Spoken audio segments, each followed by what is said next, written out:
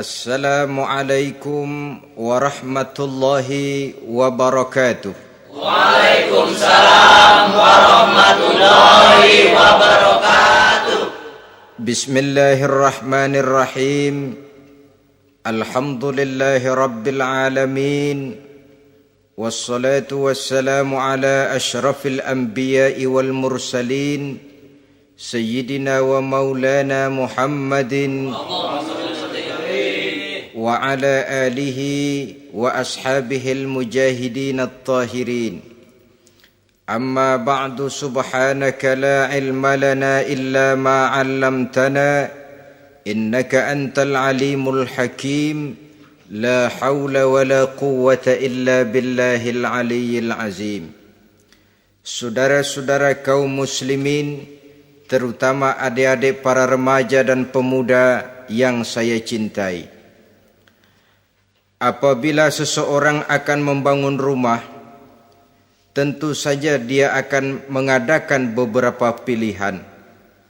Sejak dari memilih lokasi di mana rumah itu akan didirikan, sampai kepada menentukan bahan-bahan kualitas yang akan dipakainya, sampai kemudian kepada wujud dan bentuk rumah yang akan ditinggalinya. Demikianlah bahwa untuk membangun sebuah rumah yang hanya untuk menaungi kehidupan di dunia ini, kita mengadakan berbagai macam pilihan. Apalagi kalau kita akan membangun sebuah rumah tangga yang kita harapkan tidak hanya akan menaungi kehidupan di dunia ini, tidak hanya untuk kepentingan kita saja, tetapi juga untuk kepentingan anak cucu kita di belakang hari, termasuk sampai kepada hari akhirat nanti. Oleh karena itu, pada pertemuan kali ini, saya hanya ingin khusus berbicara kepada adik-adik remaja dan para pemuda, bagaimana sebaiknya memilih jodoh menurut ajaran agama Islam. Dalam Al-Quran, Allah Subhanahu wa ta'ala menjelaskan, Zuyyina linnasi hubbus syahawati minan nisa, bahwa manusia apapun jenisnya, asal dia bernama manusia, dihiasi dengan perasaan cinta kepada perempuan. Jadi sejak dahulunya secara fitrah, laki-laki senang kepada perempuan, sebagaimana perempuan pun senang kepada laki-laki. Dihiasi rasa cinta ini dalam kehidupan manusia. Dan oleh karena adanya rasa cinta, berkembanglah segala macam persoalan. Sehingga seorang ahli cinta pernah berkata, cinta adalah 5 huruf yang membuat persoalan tidak akan pernah selesai.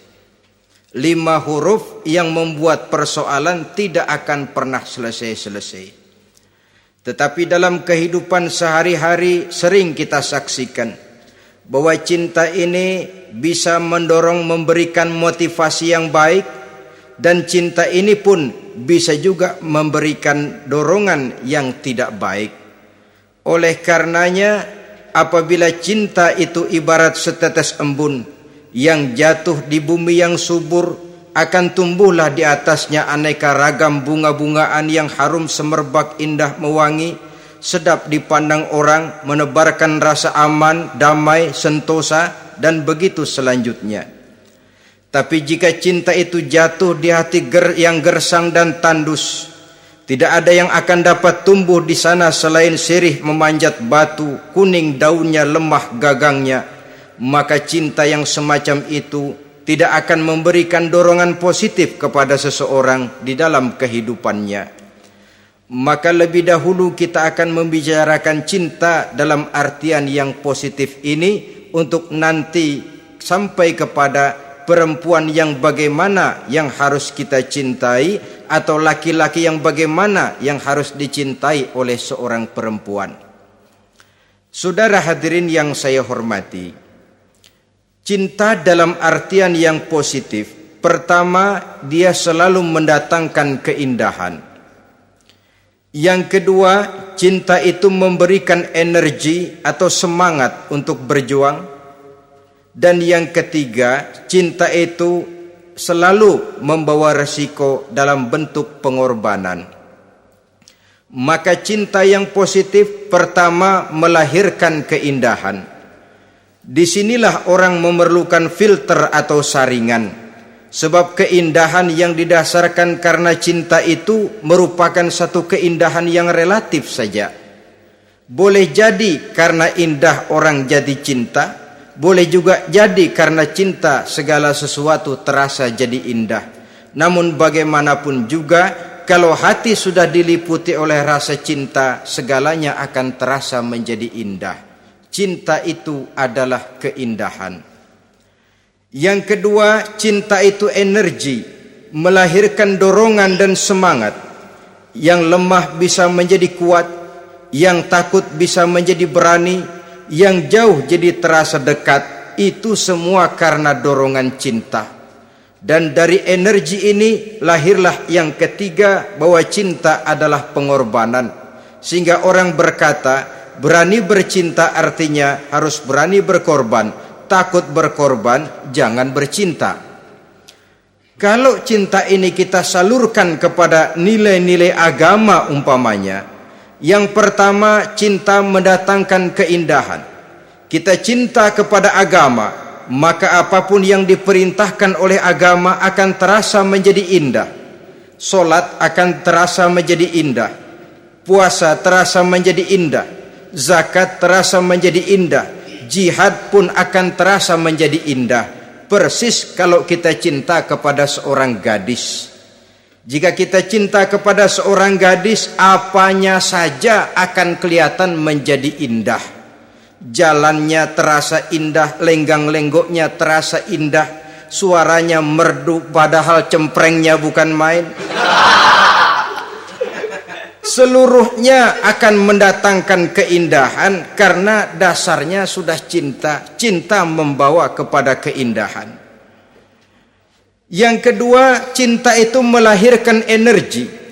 Orang yang cinta kepada agama akan lahir tenaga dan semangatnya melaksanakan ibadah, melaksanakan puasa, melaksanakan zakat, melaksanakan solat, melaksanakan haji, bahkan melaksanakan jihad sekalipun. Cinta selamanya menimbulkan energi dan semangat.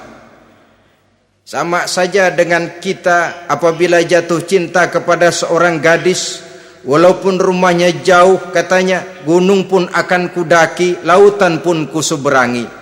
Untuk apa itu? Untuk menemui apa yang kita cintai. Cinta selamanya melahirkan energi. Capek tidak terasa, lelah tidak terasa, semuanya tertutup oleh keindahan yang bernama cinta. Lalu yang ketiga, cinta membawa pengorbanan. Apabila kita cinta kepada agama, maka pengorbanan terhadap apapun yang diminta oleh agama, baik itu pengorbanan waktu, tenaga, pikiran, harta, bahkan pengorbanan nyawa sekalipun, kita tidak akan berat melaksanakannya karena cinta kita kepada agama yang kita anut ini. Demikian juga cinta kita kepada seorang perempuan akan membuat kita rela berkorban. Apapun yang dia minta, jangankan kita tidak mampu, kita tidak mampu sekalipun, kita masih berusaha untuk mampu guna memenuhi tuntutan si buah hati belahan jantung. Kadang-kadang malam minggu si doi ngajak nonton, umpamanya duit tidak ada, gajian belum, kerja enggak. Timbullah inisiatif, entah sepatu kita jual ke tukang loa, entah celana mampir dulu ke tempat lain. Yang penting kita berkorban untuk memenuhi permintaan si buah hati belahan jantung. Ketika itu pengorbanan sudah tidak kita rasakan lagi. Bahkan pengorbanan yang paling pedih sekalipun, dalam gurau, dalam bercanda misalnya, dicubit kita oleh kekasih kita, pedih bukan main, terkelupas kulit, mengalir darah, bukan nangis, nyengir. malah kadang-kadang minta tambah dicubit lagi. Itulah romantikanya cinta, sanggup membuat orang berkorban, melahirkan energi dan semangat, menambah keindahan dalam kehidupan, sepanjang dia dalam artian yang positif. Kalau demikian masalahnya, di dunia yang penuh dengan perbenturan nilai sekarang ini, orang sering salah jalan bagaimana memilih jodoh untuk membangun rumah tangga yang bahagia. Jangan lupa bahwa membangun rumah tangga ini bukan hanya untuk 1-2 bulan, bukan hanya untuk 1-2 tahun, bahkan bukan cuma untuk kehidupan dunia, lebih daripada itu pun untuk menunjang kebahagiaan di akhirat. Oleh karenanya, memilih jodoh bukan satu hal yang mudah, bukan satu hal yang bisa dilaksanakan sambil lalu, tetapi memerlukan penelitian, memerlukan pengamatan yang mendalam. Apa petunjuk agama tentang itu? Dengan kata lain, bagaimana seharusnya seseorang memilih jodoh dalam kehidupannya? Ini tentu saja sumbangan moral buat adik-adik remaja dan para pemuda yang lagi kebingungan memilih jodoh, atau barangkali buat bapak-bapak yang kepengen nambah lagi.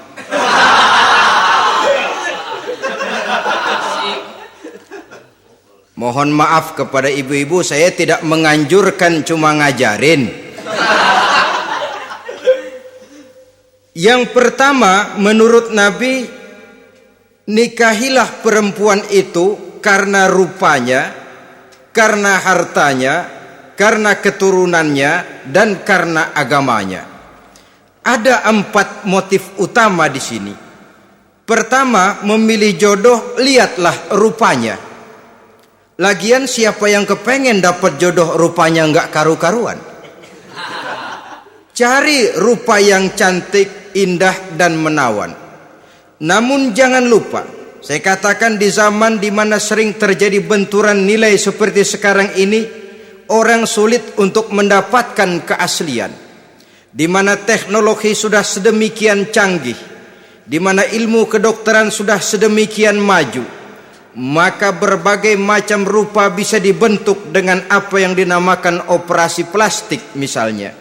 Yang pesek bisa dibikin mancung, kuping yang kelebaran bisa dibikin sedang, pipi yang kembung sebelah bisa dibikin rata, janggut yang tidak menarik bisa dibikin bak lebah bergantung katanya. Oleh karena itu, kalau pilihan hanya tertuju kepada rupa yang cantik saja semata-mata, kita sudah melakukan satu kesalahan yang sangat besar. Sebab apa?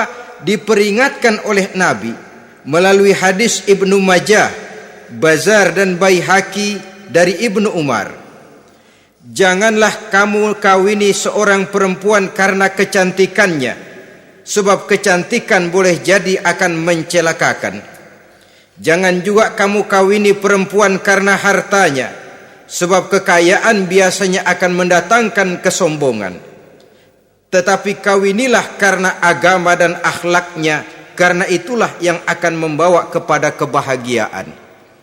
Saudara-saudara kaum muslimin, terutama adik-adik remaja dan para pemuda, dikala usia puber, apalagi mata baru terbuka, awal balik namanya, remaja sering kehilangan filter. Pokoknya asal ngelihat rupa yang sudah lemot, denok, geboy, pikiran pun hanyut, malam terkenang, siang terbayang, tidur tak nyenyak, makan tak enak katanya, selalu terbayang wajah si doi. Dikala itu orang kehilangan pertimbangan bahwa rupa yang cantik kadang-kadang sering menipu. Diriwayatkan oleh Imam Ibnu Abbas, satu hari ketika sedang kumpul dengan para sahabat, lewatlah orang dengan potongan potongan orang kaya. Kelihatan kan, orang kaya sama orang miskin jalannya aja lain kan. Jalannya saja, jangan gaya hidupnya, jalannya saja lain. Lewat dia, Rasul bertanya kepada seorang sahabat, menurut pendapatmu bagaimana orang yang lewat itu? Kata sahabat, oh yang lewat ini ya Rasul, kalau dia meminang perempuan pasti diterima. Kalau dia menolong orang pasti berhasil. Kalau dia ngomong pasti didengerin. Kenapa? Orang kaya. Orang kaya ya Rasul. Kalau dia minang, perempuan mana yang kagak bisa menerima kalau dipinang oleh orang kaya? Biar mukanya udah belipet kayak dompet tanggung bulan. Kalau memang duitnya banyak, nggak kelihatan tuh muka yang belipet, yang kelihatan duit. Kalau dia nolong orang, pasti berhasil apa yang dia tolong itu. Kalau dia ngomong, pasti didengerin orang, walaupun omongannya biasa-biasa saja. Kenapa? Orang lihat penampilannya. Sudah, ketika orang itu lewat, beberapa lama kemudian lewat lagi seseorang yang kelihatannya miskin. Rasul tanya lagi, kalau orang ini bagaimana pendapat kamu? Wah, potongan begini sih Rasul. Kalau dia minang, orang tolak. Siapa yang mau kawin sama kere begini? Kalau dia nolong orang, pasti nggak berhasil. Kalau dia ngomong, kagak bakalan ada yang mau dengerin.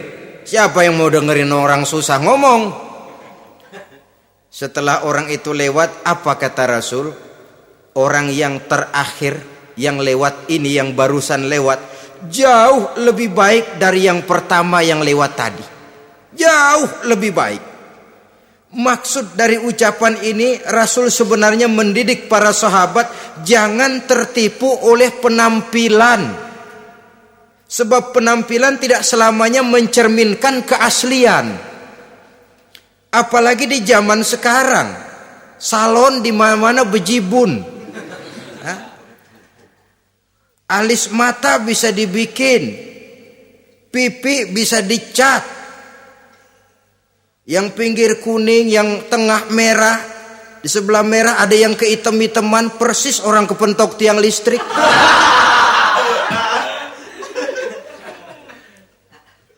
Kecantikan yang artifisial, kecantikan yang bukan alami. Karena itu silakan saja cari yang cantik, tapi jangan terpaku sampai di situ. Sebab kecantikan di samping dia mudah berubah oleh pergeseran masa dan pertukaran waktu, ternyata penampilan tidak selamanya mencerminkan keaslian. Lain hari seorang sahabat pernah mengadu, "Ya Rasul, ada apa?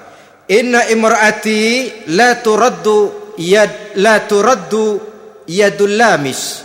Ya Rasul, istri saya tidak pernah menolak tangan orang laki yang menjamahnya, mengajak salaman kepadanya. Apa jawab Rasul? Ceraiin aja. Tapi hati saya berat ya Rasul, saya cinta betul sama dia. Ya kalau hatimu berat, jaga dia baik-baik. Nah, dari riwayat ringkas ini kita ambil satu perbandingan. Memang punya istri berwajah cantik itu kadang-kadang si malakama kalau imannya tidak kuat. Si malakama.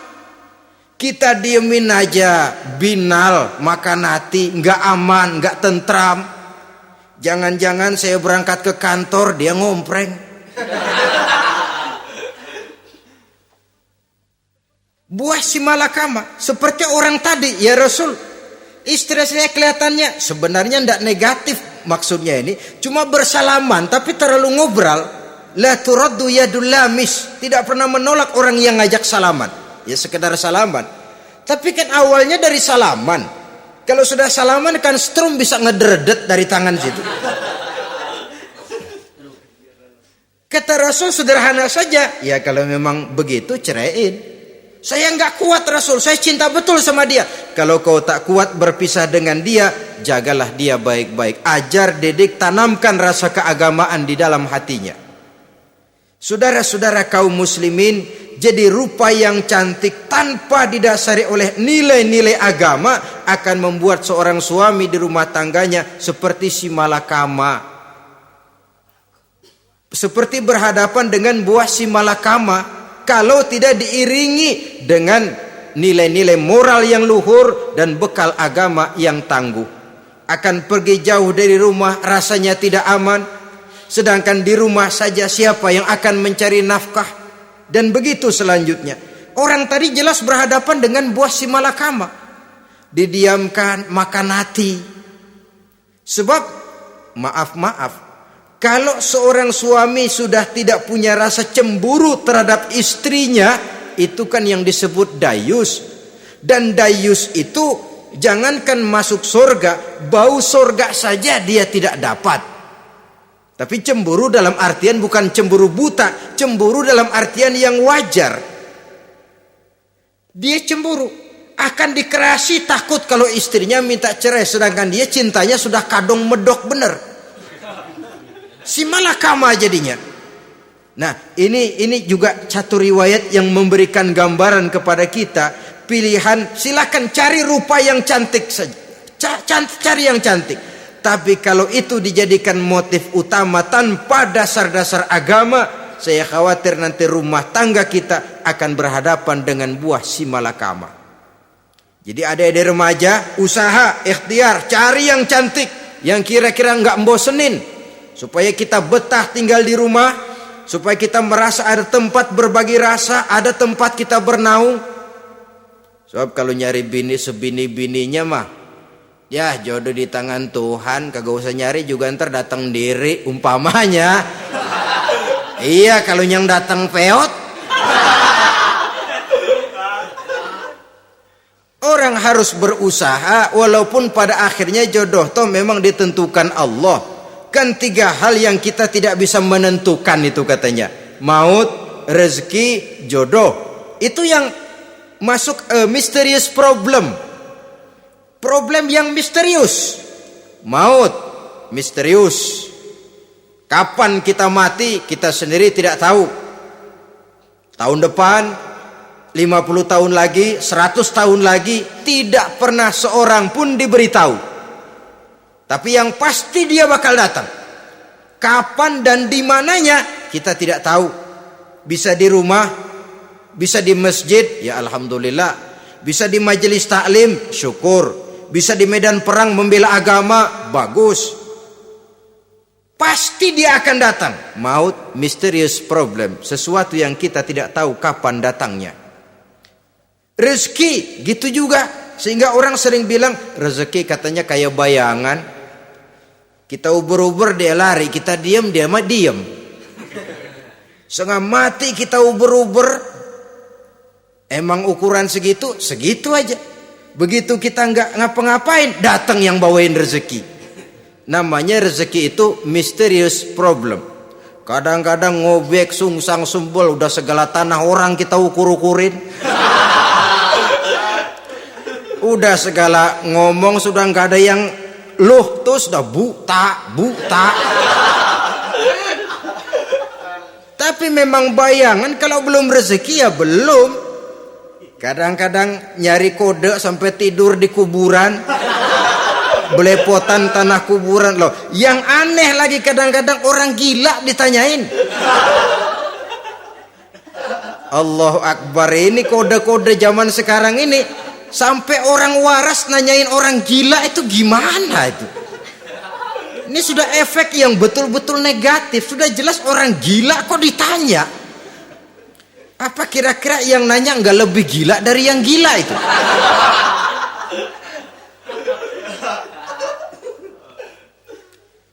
Saudara-saudara kaum muslimin, terutama adik-adik remaja dan para pemuda, jadi silakan saja cari rupa yang cantik, karena dia akan jadi tautan hati, buah hati belahan jantung, tempat kita berbagi rasa, tempat kita pulang dan tinggal di rumah tangga kita. Tapi hendaknya kecantikan rupa itu diiringi juga dengan kecantikan budi. Karena itu cari rupa yang cantik. Ini pilihan utama. Yang kedua, kata Nabi, harta, cari yang kaya. Tetapi jangan lupa, jangan dijadikan pilihan utama. Karena kekayaan sering mendatangkan kesombongan. Apalagi kalau seorang pemuda mendapat istri orang kaya. hidupnya dimodali oleh istrinya, maka biasanya wibawanya sebagai seorang suami akan hilang. Akhirnya komando di tangan istri. Dikala itulah suami tidak lebih daripada prajurit yang taat kepada komando istrinya. Padahal menurut konsep Quran, ar-rijalu qawwamuna 'alan nisa, laki-laki diciptakan sebagai pembimbing bagi perempuan. Kalau nanti suatu saat terjadi benturan, sedangkan modal diberikan oleh istri, terjadilah pengungkitan. Kata istrinya apa? Lu jangan bertingkah, lu kan kawin sama gue modal lu kolor doang.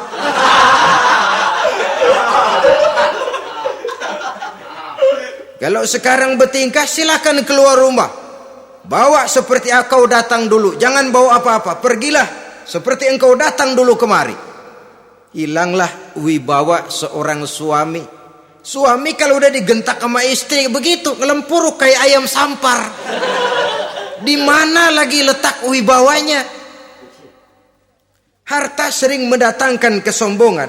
Oleh karena itu, walaupun diperintahkan cari yang keturunan orang kaya, tapi maksudnya jangan dompleng. Sebab kepribadian seorang suami akan ditentukan oleh sifatnya sendiri.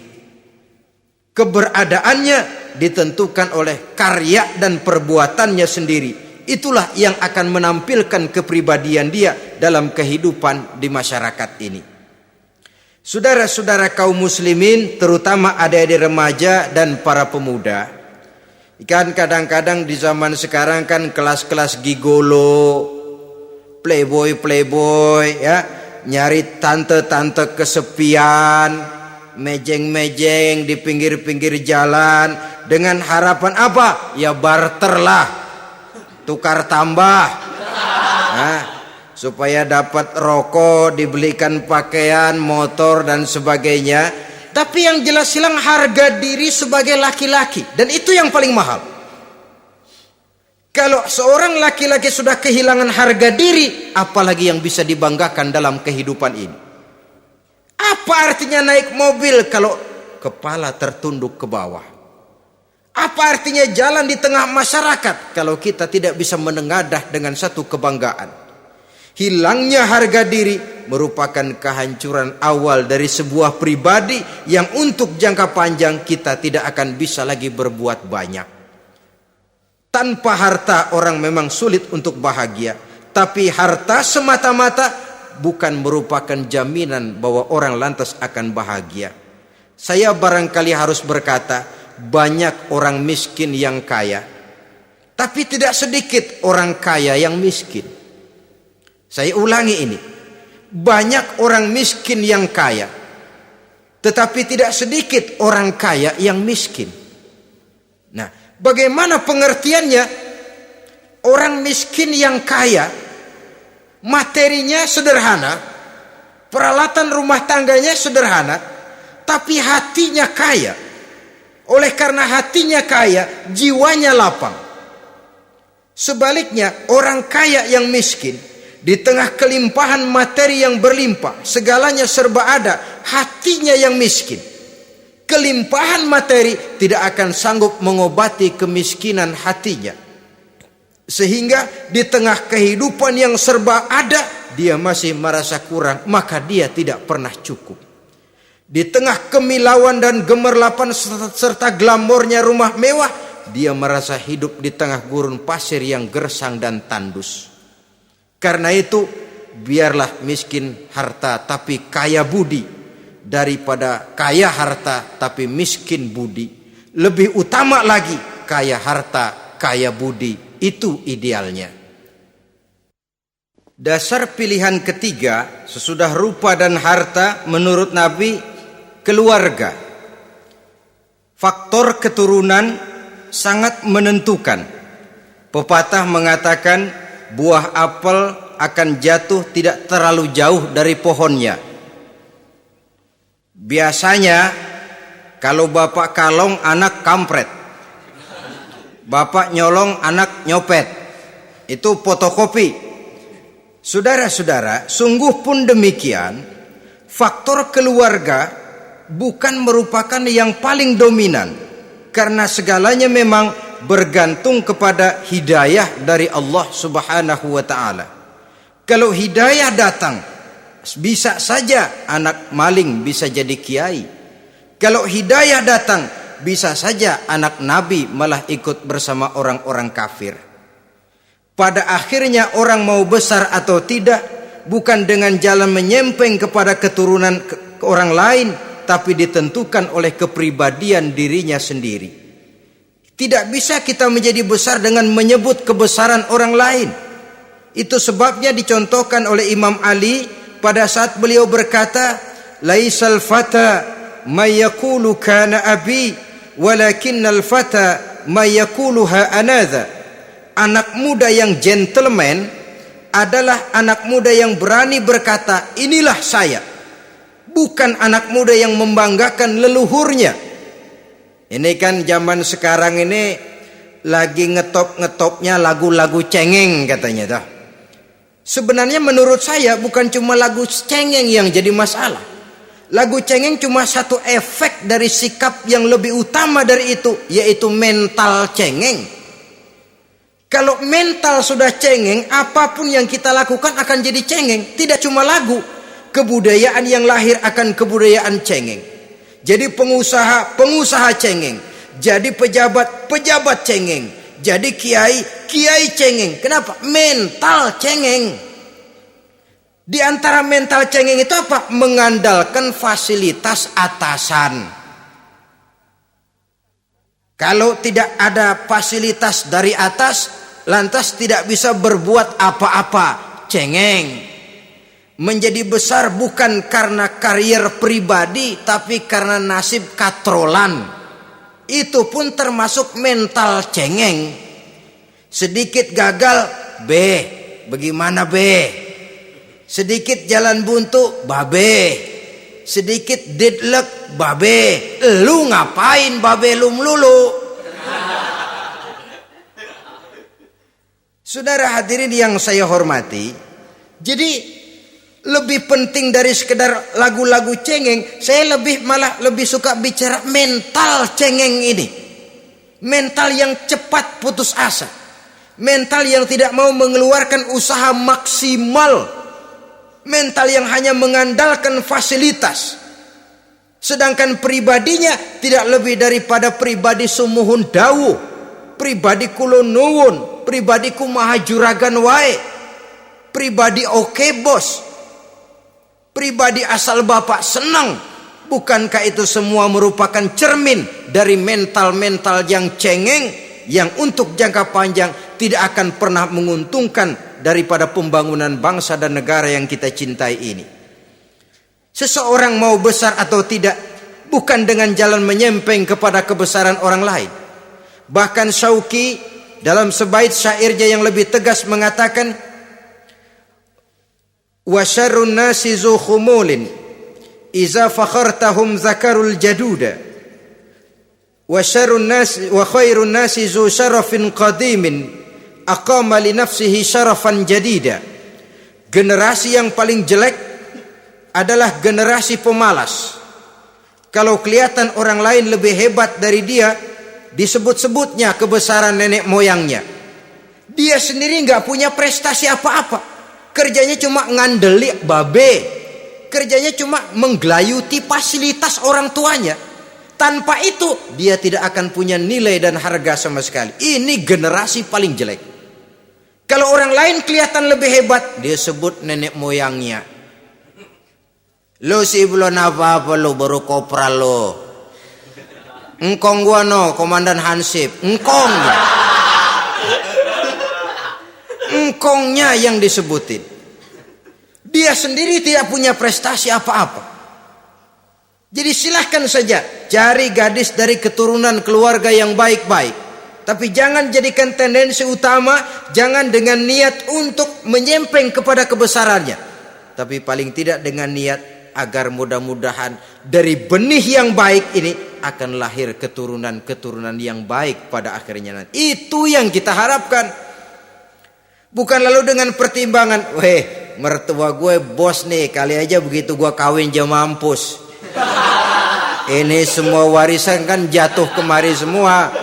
Kalau itu niatnya sudah jelas salah.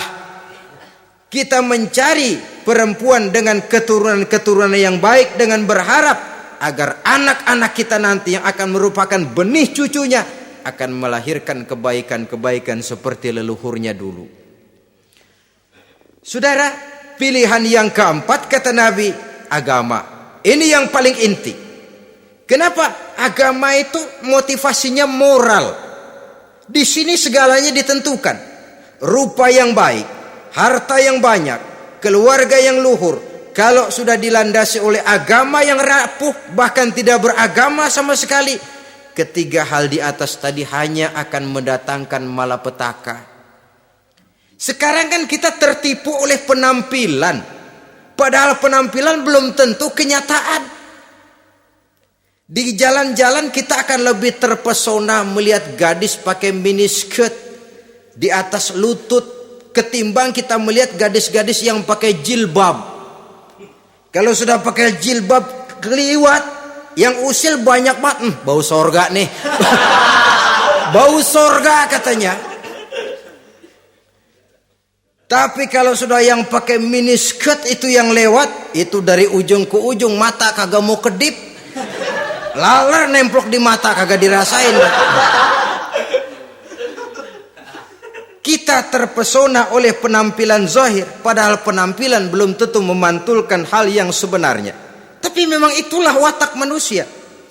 Watak manusia, saya katakan manusia tanpa kecuali. Tetapi bergantung kepada pemikiran jangka pendek atau jangka panjang. Kalau jangka panjang yang kita pikirkan, ya tentu kita tidak akan mudah terpesona oleh hal yang zahir. Sampai-sampai Quran sendiri mengatakan budak yang hitam legam tapi beriman itu lebih baik daripada orang-orang musyrik walaupun cantik, denok, lemot, geboy.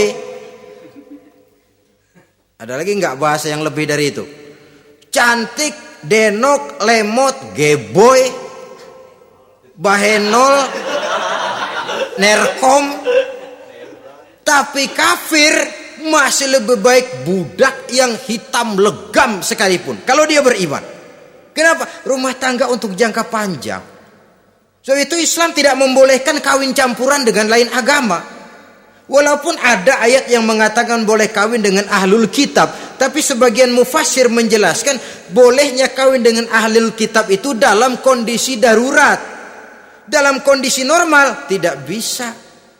Kenapa? Kalau sudah berlainan agama, akan terjadi kerancuan rumah tangga untuk jangka panjang. Bagaimana membina dalam keharmonisan di rumah tangga? Bagaimana nasib anak-anak nanti? Kadang-kadang ada keluarga, kami sih keluarga modern. Anak-anak kami berikan kebebasan untuk milih agama apa saja. Bapaknya Islam, istrinya Kristen, anaknya ada yang Hindu, Buddha. Bagus nih, keluarga pecel namanya. Bagaimana keluarga modern bisa seperti itu? Padahal seorang suami bertanggung jawab di hadapan Allah. Dia akan ditanya tentang istrinya.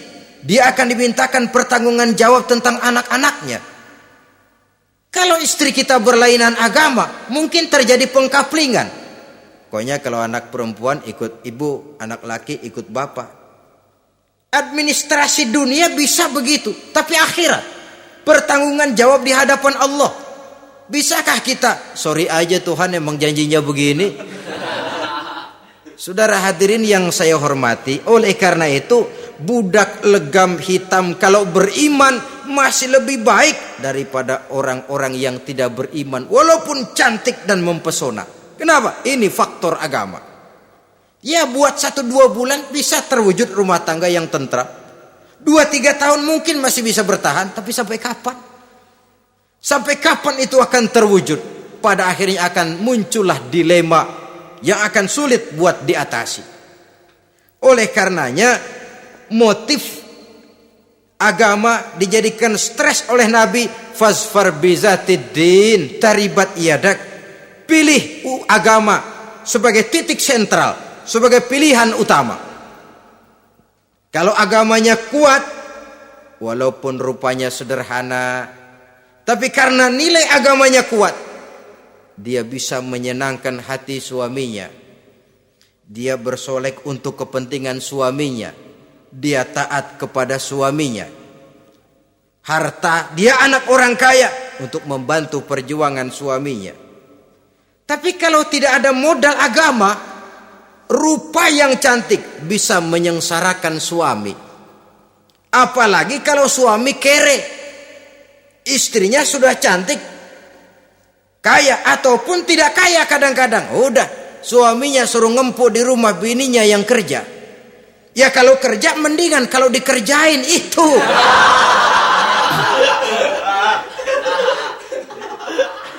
Itu yang repot. Saudara hadirin yang saya hormati, dan ini bukan satu dua kasus. Alangkah malangnya kalau sudah terkena hal seperti itu. Akhirnya seperti pengaduan sahabat kepada Rasul tadi. Mau diceraiin, cinta saya udah medok benar Rasul. Enggak diceraiin, hati saya ngebet, pegel. Si malakama akhirnya. Jadi oleh karenanya agama. Kalau dia cantik, walaupun miskin, agamanya kuat, dia bisa memelihara kehormatan diri. Dia kaya, agamanya kuat, hartanya disalurkan di jalan Allah. Karena itu agama jadikan pilihan utama. Dan ukuran agama itu bukan cuma jilbab loh. Ya kadang-kadang ada juga yang jilbabnya nggak pernah lepas, tapi kadang-kadang akhlaknya lebih binal dari yang kribo. Ada cuma sekedar kamuflase saja, itu pun penampilan, sekedar penampilan saja. Cuma dari segi aurat ya memang lebih baik dan lebih utama, dan saya kira lebih mengundang penasaran toh. Duren kalau udah dibuka kan kelihatan isinya, emang udah begitu, udah. Tapi kalau masih rapat, itu yang rasanya kita pengen buka. Timbul tantangan, gue pengen tahu isinya. Rasanya juga begitu. Sama saja dengan baju, kalau dibungkus rapat di plastik, ditaruh di etalase, adanya di toko mau serba ada, tahu kita barang mahal nih. Biar punya duit, kita mau nawar ragu-ragu, takut nggak cukup. Tapi kalau barang sudah dibuka di jalanan, diobral di pinggir jalan, murahan, 1.003 masih dicampur odol. Yang begitu sih biar nggak punya duit, kita berani banget nanya, nawar, megang lagi nyemek. Berat duit nih bang. Kenapa? Barang sudah terbuka. Jadi saudara-saudara, syukur kalau keempat-empatnya ini jodoh terkumpul dalam jodoh yang saudara cari. Sudah rupanya cantik, kaya, keturunan orang baik-baik, agamanya kuat. Nah, surga dunia tuh. Yang begitu cari. Kalau ada yang begitu, saya juga mau nambahin satu lagi.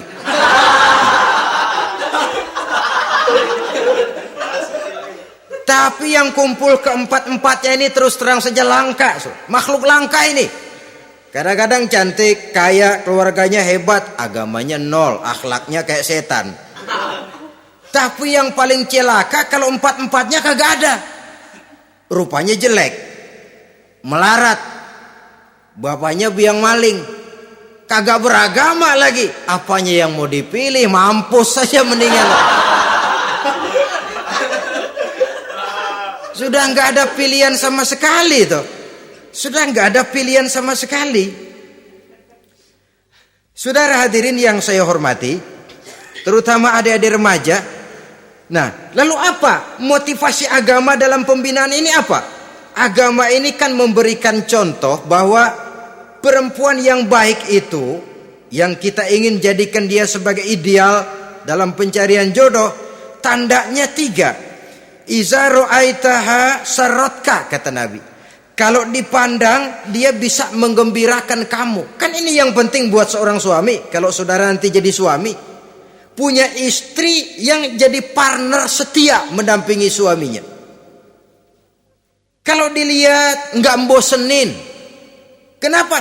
Dia berdandan untuk nyenangin hati suaminya. Enggak bosenin. Kan kadang-kadang ada bini kalau kita pulang demek aja fotonya.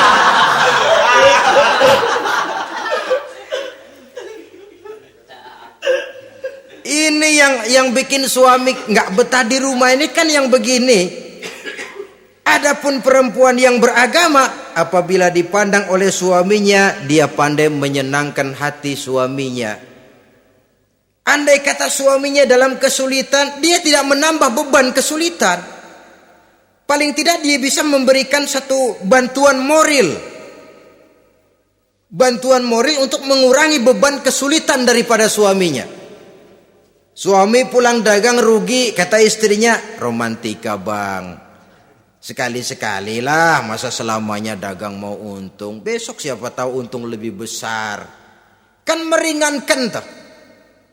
Kadang-kadang enggak, suami pulang dagang dari pasar panas rugi, sampai rumah bini pidato pletar-pletor. Lu dagang rugi, emang lu laki goblok.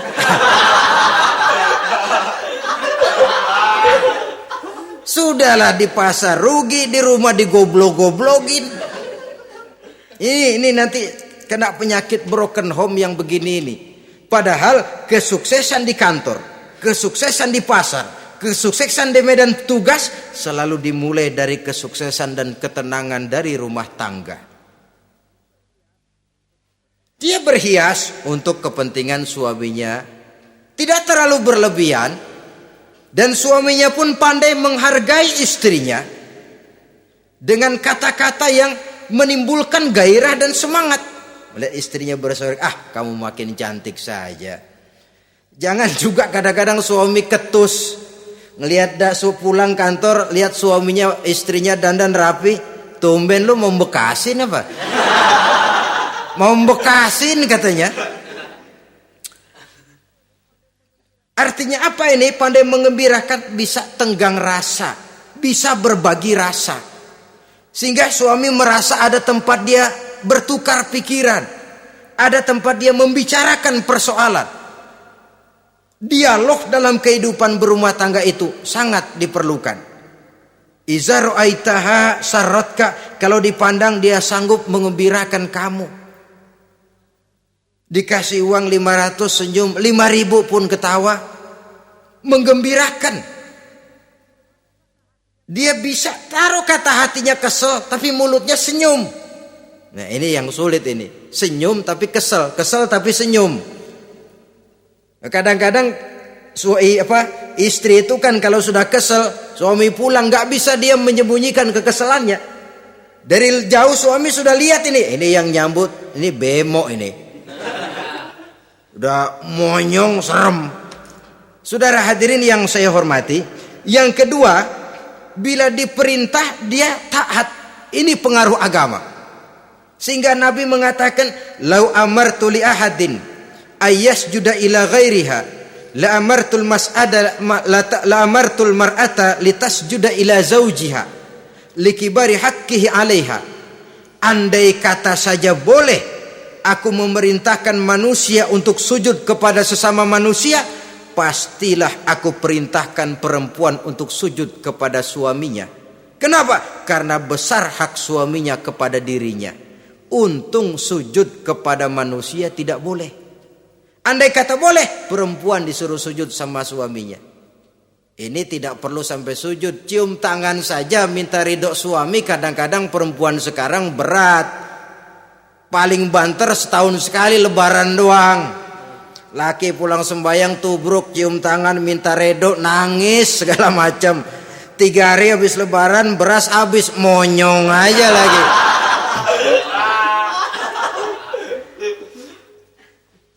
Saudara hadirin yang saya hormati,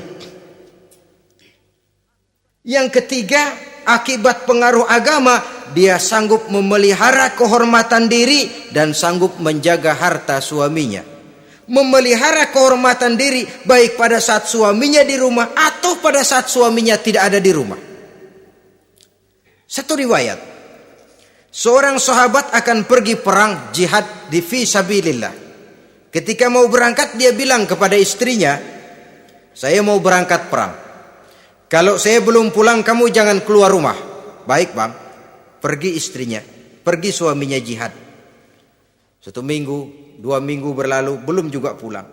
Satu hari datang utusan dari rumah orang tua si istri ini. Assalamualaikum bu. Waalaikumsalam. Ada apa? Ada berita kurang enak bu. Orang tua ibu sakit parah. Mohon tolong ditengokin. Apa kata si istri? Maaf saja, suami saya belum pulang dari medan perang. Saya belum dapat izin keluar rumah kalau dia belum pulang. Tolong sampaikan maaf saya kepada orang tuanya. Pulanglah utusan tadi. Besok balik lagi. Bu, ada apa? Udah Senin Kemis. Napasnya sudah sampai tenggorokan. Tolong tengokin buat terakhir kalinya bu. Suami saya belum pulang. Dia pesan kalau dia belum pulang saya jangan keluar rumah. Saya nggak bisa tengokin orang tua saya. Salam maaf saja. Pulang utusan itu. Besok balik lagi. Bagaimana? Sudah meninggal bu. Mau dikubur. Tengokinlah buat terakhir kalinya. Suami saya belum pulang. Saya belum berani keluar rumah kalau suami saya belum pulang. Itu janji saya sama suami saya. Pulanglah utusan ini ngadu kepada Rasulullah sallallahu alaihi wasallam. Ya Rasul, ini perempuan kelewatan benar. Dari orang tuanya sakit sampai sekarat, sampai mati, sampai dikuburin dia nggak nengokin. Memangnya kenapa? Suaminya katanya pergi jihad dan suaminya tidak mengizinkan dia keluar rumah kalau si suami belum pulang. Apa jawab Rasul? Marahkah beliau? Tidak, beliau senyum. Apa katanya? Dosa orang tua yang meninggal ini telah diampuni oleh Allah karena dia punya anak perempuan yang begitu taat kepada suaminya. Allahu Akbar.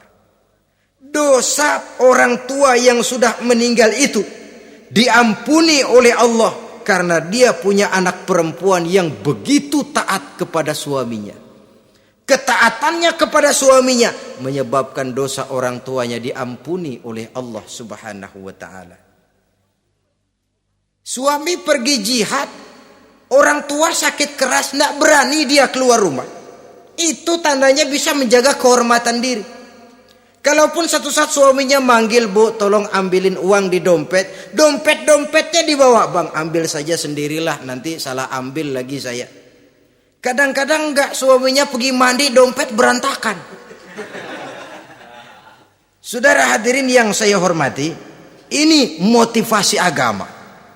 Jadi kecantikan zahir yang diimbangi dengan kecantikan batin oleh karena pengaruh agama tadi.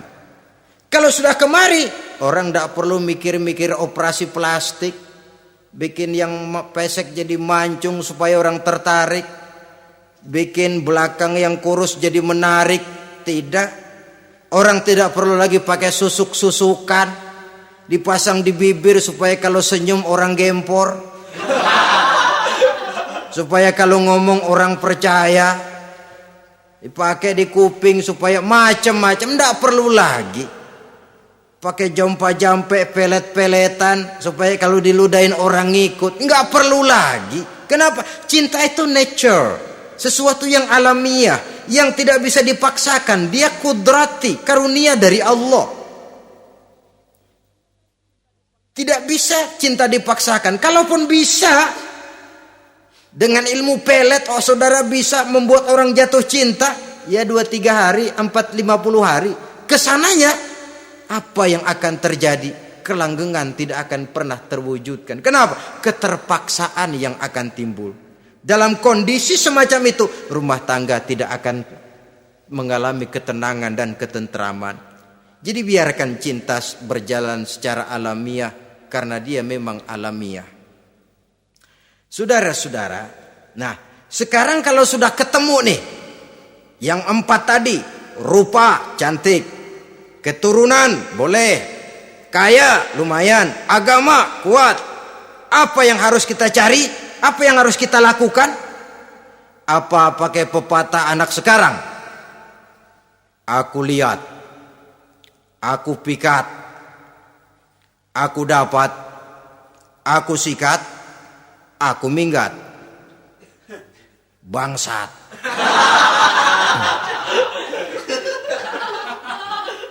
Itu kan ada moto cinta kilat begitu tuh. Cinta kilat katanya.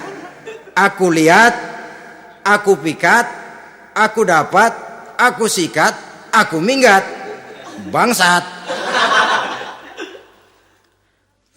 Atau kita harus hanyut dalam arus free love, free sex, summon living, eksperimen dulu?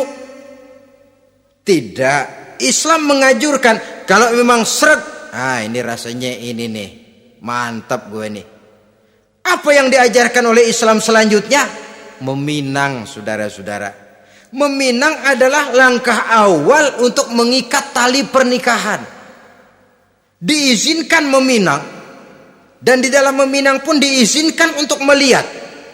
Cuma kalau boleh, ya syaratnya itu waktu melihat itu jangan sampai ketahuan si perempuan yang akan kita pinang itu. Untuk apa kita meminang? Pertama untuk yakin bahwa perempuan yang kita inginkan ini sudah kumpul syaratnya itu, tidak ada cacatnya.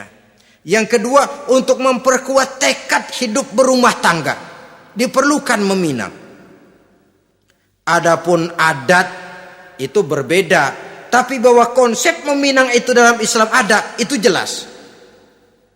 Ya kalau mesti bawa pisang raja, pakai roti buaya, pakai martabak segede ban mobil truk segala macam, itu adat saja, ya. Tapi yang real meminang itu ada dalam Islam. Nah, bagaimana adab meminang? Setelah kita tahu anak ini cantiknya ya, keturunan baik, ya kekayaannya lumayan, agamanya kuat, pinanglah dia. Caranya boleh lihat langsung. Lihat langsung kalau bisa tanpa setahu si perempuan. Dan batas yang boleh dilihat itu muka dan tangan. Itu saja. Jadi jangan gerusak.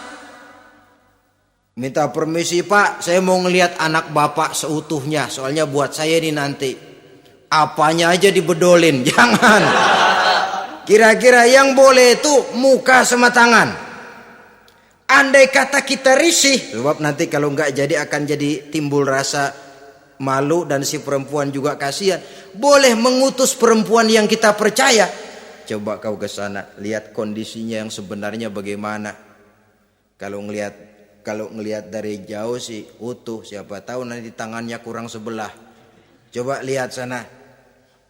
Saudara-saudara, kemudian boleh juga ditanyakan kepada orang tuanya. Dan dalam hal ini orang tua si gadis tidak boleh menyembunyikan aib atau cacat yang dimiliki oleh anaknya.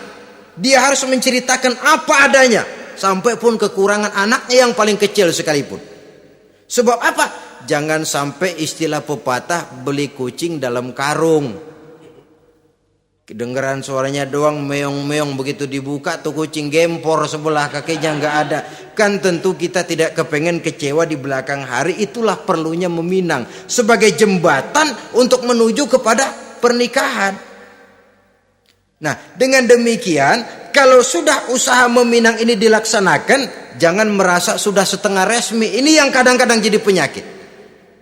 Malah sesudah meminang harus masing-masing lebih menjaga diri, menjaga kehormatan, menjaga pergaulan. Kenapa? Agar saat memasuki jenjang pernikahan nanti merupakan jenjang yang sangat ditunggu-tunggu. Ada rasa keinginan tahu. Kalau tidak, ya udah biasa, nggak giroh lagi ngadepin perkawinan. Kenapa? Kemarin-kemarin gue udah cobain. Hilang gairah lagi. Sebab itu kalau sudah meminang jangan merasa sudah setengah halal. Udah minang ini Kadang-kadang orang tua juga konyol, sudah dipinang diumbar. Lu mau kemana keda lu udah pinang? Padahal meminang itu cuma langkah awal. Sedangkan selanjutnya harus lebih berusaha menjaga kehormatan diri sampai pada saat nanti pelaksanaan pernikahan. Nah, saudara-saudara, terutama adik-adik remaja dan para pemuda, walaupun agak sekilas memang karena terbatasnya waktu pada pertemuan ini, mudah-mudahan bisa memberikan gambaran yang sepintas tentang bagaimana sebaiknya kita memilih jodoh di dalam membina rumah tangga yang bahagia. Semoga ada manfaatnya. Terima kasih atas segala perhatian. Mohon maaf atas segala kekurangan. Usikum wa nafsi bitaqwallah. Wassalamualaikum warahmatullahi wabarakatuh.